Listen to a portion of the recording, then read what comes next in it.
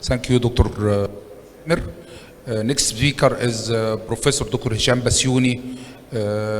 He will speak about when to intervene for extracranial carotid bifurcation disease.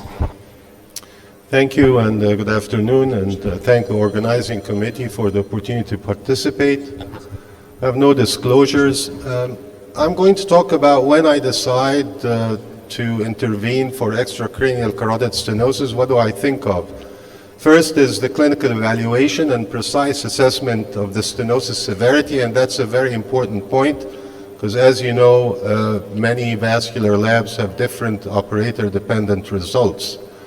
Secondly, what are the risk factors and frailty score of the patient? There are patients that are clearly not eligible for intervention.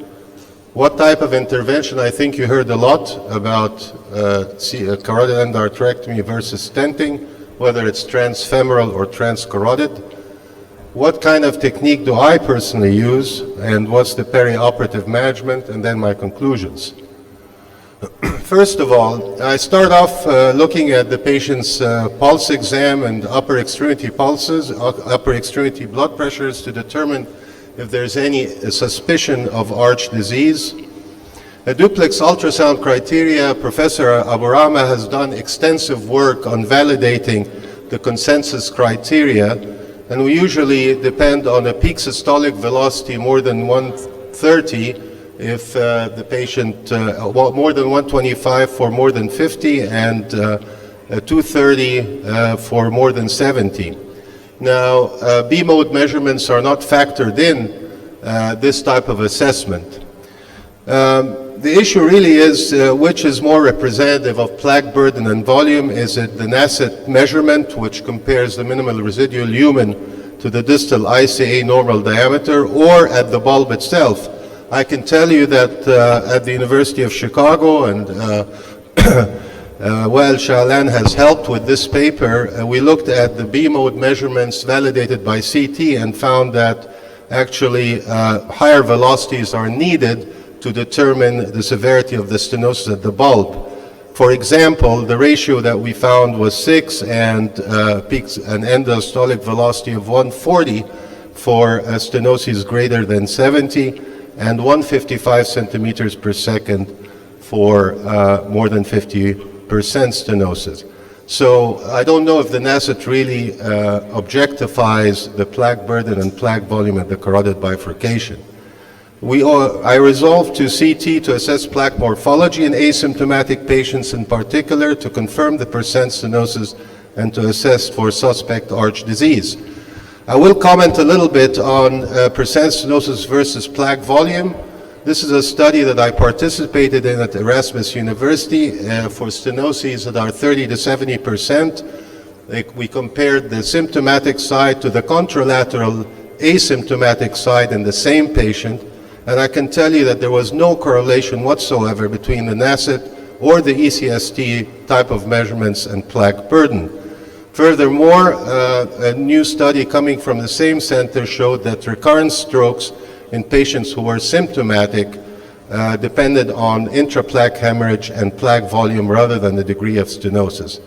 This is not surprising really, because the Glagovian principle tells us that the artery diameter can remain constant with increasing plaque burden up to the point of 40% cross-sectional area. So you can have a lot of plaque in a normal vessel, in a normal appearing vessel.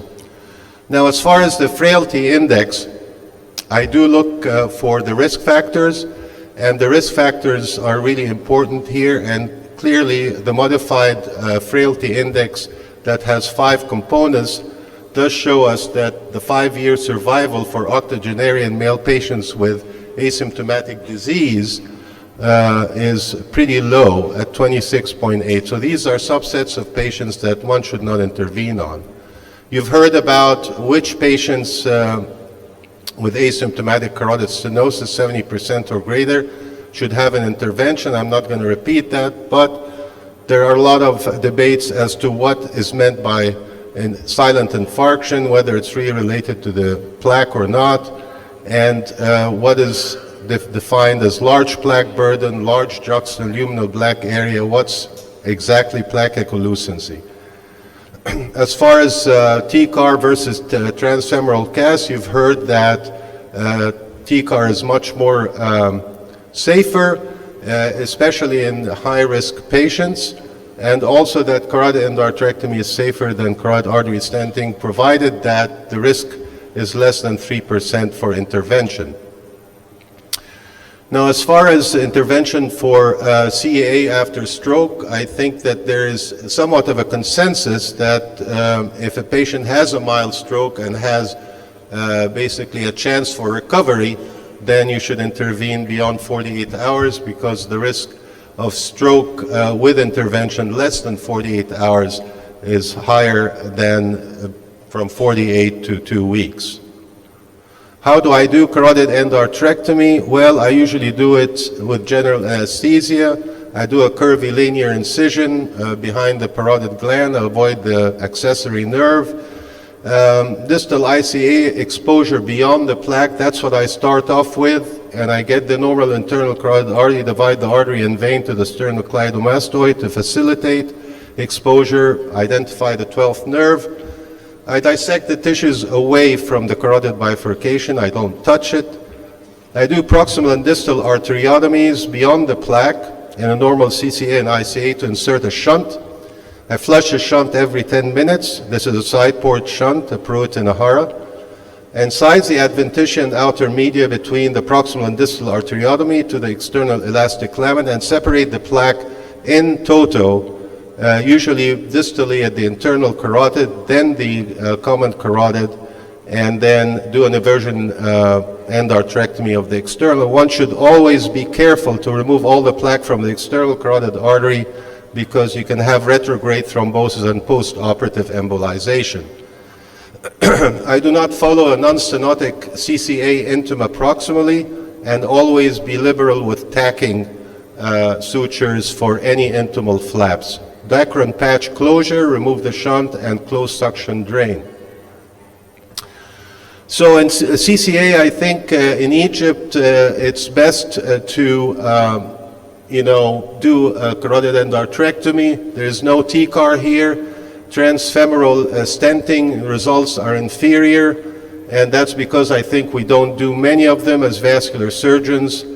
The embolic protection devices are sometimes available and sometimes not. And then if a commercial shunt is unavailable, a homemade shunt can be modified and used. Post-operatively, lipid-lowering drugs, it's really important to start these patients on some form of lipid-lowering drug, even if the lipid profile is normal, because they have an anti-inflammatory effect on the plaque, and they do stabilize plaques, and that has been shown extensively in the coronary circulation. Antiplatelet agents, low-dose aspirin for asymptomatic disease, and aspirin and Plavix for symptomatic disease after intervention stopped at 6 months. Risk factor control, smoking, and then the COMPASS trial tells us that patients with extensive atherosclerosis should benefit from low-dose rivaroxaban with aspirin. I should want to make a final comment here about the medical therapy. The ECST2 trial showed no benefit of carotid revascularization on top of medical therapy, and this was really a mind-opening topic that I read just a week ago. This is a study that was done in Germany, and it was stopped after 429 patients. 40% of the patients were symptomatic, and at 2 years, the stroke risk was the same between medical therapy and those who had medical therapy and intervention. So we're going to wait for the CREST trial, the second CREST trial, to give us some more information on that. So I think, in conclusion, I would say that there are unknowns. What is plaque volume versus stenosis, especially in the 30 to 70% grade? What's the relevance and type of degree of calcification? We still don't know what the relevance is. The location of stenosis itself at the carotid bifurcation versus the ICA or mid-ICA and the risk of ischemic events. These plaques can have different structure. The plaque geometry and what kind of hemodynamics exist that influence plaque rupture and embolization.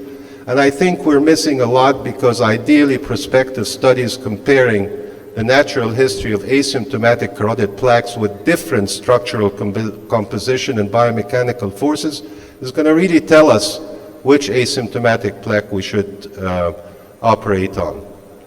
So in conclusion, keep your eye on the donut and not just the hole. Thank you very much.